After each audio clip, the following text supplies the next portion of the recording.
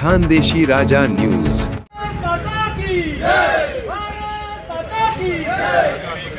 पश्चिम बंगालमधील निवडणुकीतील यशाच्या पार्श्वभूमीवर नवापूर शहरात भारतीय जनता पार्टीच्या कार्यकर्त्यांनी जल्लोषात आनंद साजरा केला। या विजयानंतर शहरातील प्रमुख चौकात कार्यकर्त्यांनी एकत्र येत फटाके फोडले, विजयाचा उत्सव साजरा केला। भारतीय जनता पार्टीच्या पदाधिकाऱ्यांनी व कार्यकर्त्यांनी एकमेकांना मिठाई वाटून शुभेच्छा दिल्या। हा विजय जनतेच्या विश्वासाचा आहे असे मत अनेक कार्यकर्त्यांनी व्यक्त केले। तसेच पक्षाच्या धोरणावर जनतेने पुन्हा एकदा विश्वास दाखवल्याचेही त्यांनी सांगितले। यावेळी काही कार्यकर्त्यांनी घोषणाबाजी करत वातावरण दणाणून सोडले।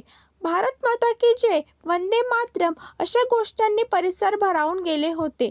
शहरातील नागरिकांनीही या जल्लोषाकडे उत्सुकतेने पाहत काही ठिकाणी सहभागी होण्याचा आनंद घेतला। स्थानिक पदाधिकाऱ्यांनी सांगितले की हा विजय पक्षाच्या कार्यपद्धतीचा आणि नेतृत्वावर असलेल्या विश्वासाचा परिणाम आहे। आगामी काळातही जनतेच्या सेवेसाठी पक्ष कटिबद्ध राहील असा विश्वास त्यांनी व्यक्त केला। दरम्यान नवापूरमध्ये साजरा झालेल्या या जल्लोषामुळे शहरात उत्साहाचे वातावरण निर्माण झाले होते। खानदेशी राजा न्यूज नंतर संपादक कमलेश पाटील, नवापूर।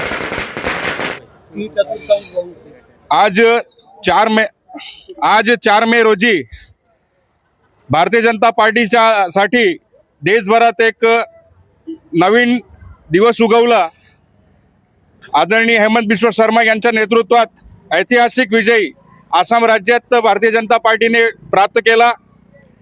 पोंडिचेरी या राज्यात भारतीय जनता पार्टी आणि मित्रपक्षाच्या स्वरूपात एनडीएचा शासन आला।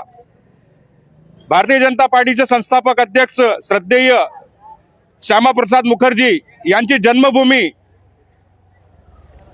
या जन्मभूमीत आज भारतीय जनता पार्टीचा विजयोत्सव झाला।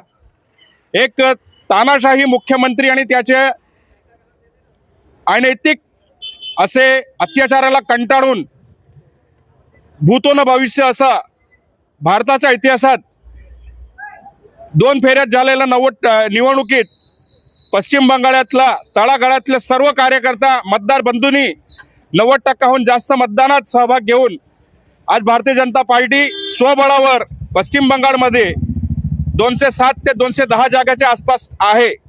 आता नुकत्याच थोडा वेळ अगोदर विद्यमान काळजीवाहू मुख्यमंत्री ममता बॅनर्जी हे भारतीय जनता पार्टीचे लढवय्ये नेते आदरणीय शुभेंदुजी अधिकारी यांच्यासमोर 15,105 मतांनी पराभूत झालेले आहे।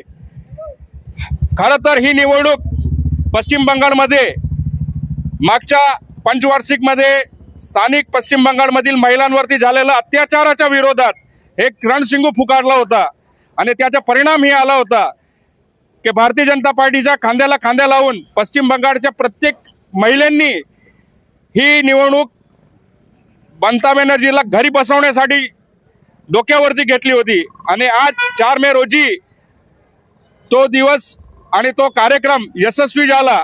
एक म्हण होती पश्चिम बंगालमध्ये, एक घोषवाक्य सुरू झाला होता, पलटो सरकार चाहे बीजेपी सरकार, आणि त्या गोष्टीलाच खरं झालेलं आहे। आणि सोशल मीडियावरती एक घोषवाक्य सुरू होता, 4 मई ममता गई, तर खरंच आदरणीय शुभेंदुजी अधिकारी यांनी ममता बॅनर्जी यांना कलकत्ता पश्चिम बंगाल विधानसभा गृहापासून घरी बसवलेलं आहे। त्याच्या आजच्या 5 राज्याच्या निवडणुकीत 3 राज्यात भारतीय जनता पार्टी आणि मुख्य मित्रपक्षांच्या यशस्वी सत्ता स्थापनेच्या आणि विशेषतः केरळ आणि तामिळनाडू या राज्यात भारतीय जनता पार्टीच्या मताधिक्य टक्क्यांमध्ये वाढल्याने त्याचा विजय जल्लोष आज भारतीय जनता पार्टी नवापूर मंडळ फटाके वाजून साजरा करत आहे। जय हिंद, जय महाराष्ट्र।